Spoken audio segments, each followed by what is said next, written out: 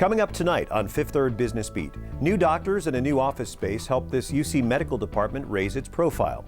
Marymount Inn unveils its new look after a long renovation. A neighborhood gets its own hardware store in a building with a unique past.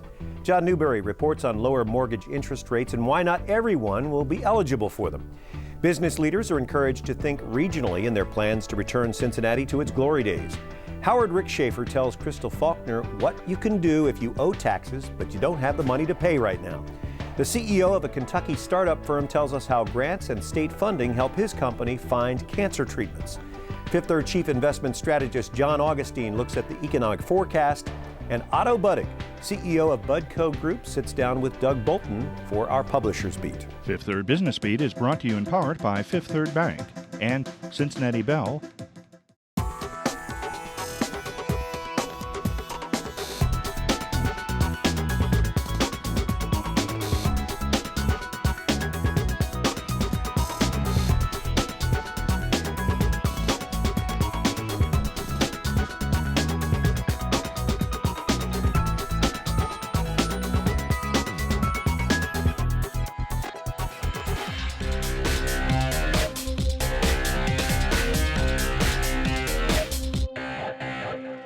Hello, I'm Brian Patrick. Welcome to Fifth Third Business Beat for Friday, April 3rd, 2009.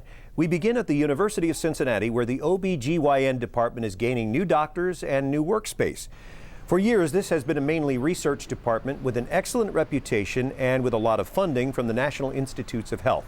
But now doctors want to reinvent the program. The department is hiring almost a dozen new doctors with subspecialties like maternal fetal medicine and gynecologic oncology.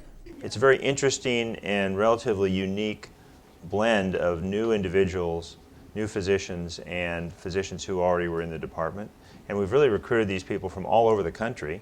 They all have had academic careers and have academic and practice experience, which is particularly difficult to recruit these days. The doctors are moving from their dingy office space on the 5th floor of the Medical Arts Building to 25,000 square feet on the 8th floor. The refurbished space is modern and spa-like.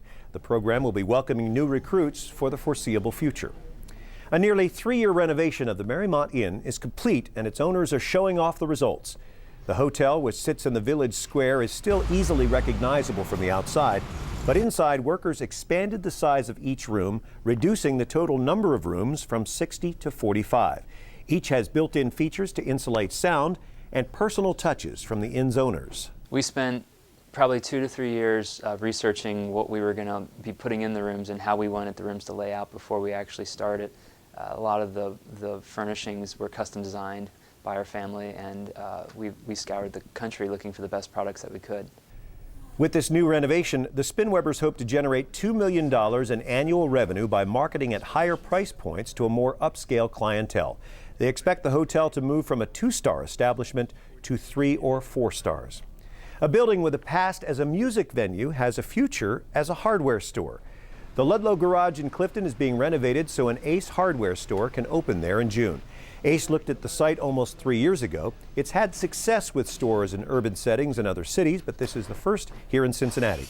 The nearest home improvement stores are at least 7 miles away, so the man who will run this store thinks the community will love the convenience. Clifton's a unique neighborhood, so we're going to carry some green items. We'll have contractors in here, so we'll try to work with them. And plus, once we set the store, people let us know what they want, and we'll take care of it. There are about 8,000 square feet on the building's main level that will carry about 18,000 items. On the front page of the Business Courier this week, a story by John Newberry about mortgage rates, and 30-year rates have fallen significantly, but not everybody qualifies for those, John. Why? Well, it's not that that's changed. No, it wasn't that everybody always qualified for the lowest rates, but now there's a much smaller share of people, applicants, who are qualifying for the very best rates because they've sort of changed the guidelines. It's not because people's scores are lower necessarily, but now you need a much higher score in order to qualify. What's the lowest rate that's out there these days?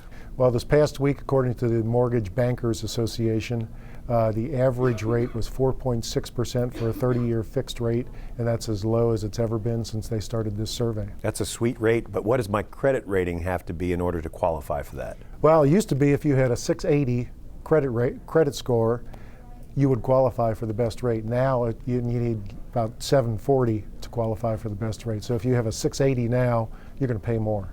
Is this causing any problems for like property appraisers? Well, the problem with property appraisers is that there are so few sales and few buyers out there that they're having trouble putting a number on the value of houses. So there's more uncertainty in that, and the lenders are using an automated system to kind of double check the appraisal numbers that come through.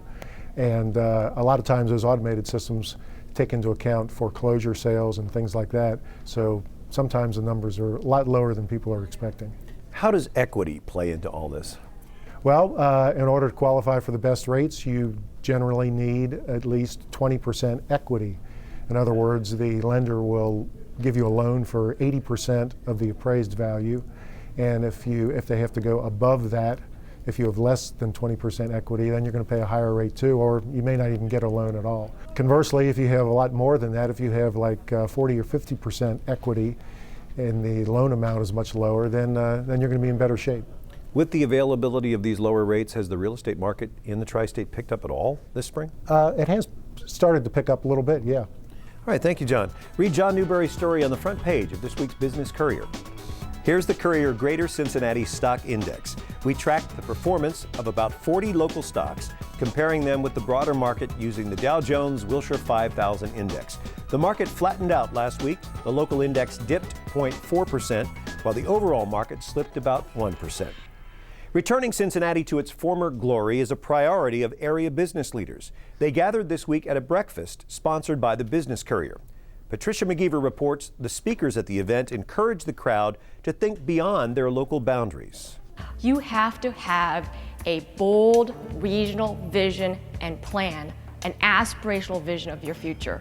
And the speakers at this week's Commercial Developers Power Breakfast believe Cincinnati has the potential and the plan in the Agenda 360 initiative to have a prosperous future. Agenda 360 targets economic development, education, and growing the workforce in the region. Do not put this plan on the shelf as we have done so many times before. We're so darn slow at getting things done. Speed it up. Err on the side of making a few mistakes to get the work done. One person who is getting things done, 3CDC CEO Steve Leeper, talked about the progress his agency has made and the work it still intends to do. We have purchased the Masonette and the La Normandie space and the barley corn, and it will follow our mixed-use, high-density residential above, commercial down below. We anticipate we'll get about 9 new units in here, as well as a great entertainment venue on the first floor. And the good news is we've got a lot of interest. We've got a lot of interest in this space. 3CDC has given Fountain Square a makeover, and it's turned once crime-riddled Over the Rhine into a haven of condos and new development. It's invested $170 million in its projects over the last 5 years, and the efforts are paying off. 12 condos sold in the month of February alone. Amy Liu was the third speaker. She's the Deputy Director of the Brookings Metropolitan Policy Program. She said it's important to work with federal and state partners to achieve our regional ambitions. For the first time, you actually have a federal partner who may give you the resources to begin to implement that plan. And so do not waste this important moment. Amy Liu says that 40% of the money in President Obama's stimulus package is a direct investment in regional economies. She says the most innovative regions are using the money to support regional plans. And that's what Agenda 360 is.